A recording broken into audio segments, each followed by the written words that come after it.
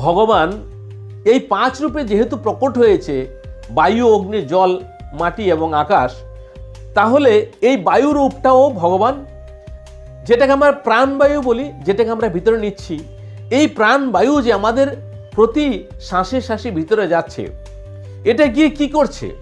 আমাদের হার্টকে চালাচ্ছে, আমাদের খাবার আমরা যা খাচ্ছি সব কিছু হজম করছে। এটা আপনি জানবেন না, এটা খুবই গভীর কথা। যেই বায়ুটা আমরা নিচ্ছি, এটা সর্বপ্রথমে গিয়ে 2 ভাগে ভাগ হয়ে যায়। 2 ভাগে ভাগ হয়ে 1 ভাগ যে আমরা খাবার খাচ্ছি তার নিচে চলে যাচ্ছে এবং 1 ভাগ মাঝখানে থাকছে, খাবারের মাঝে আর তলায়। আর আত্মা সেই খাদ্যটাকে পচাচ্ছে সেই বায়ুর সাহায্যে এবং অগ্নির সাহায্যে, জলের সাহায্যে। এবারে আপনার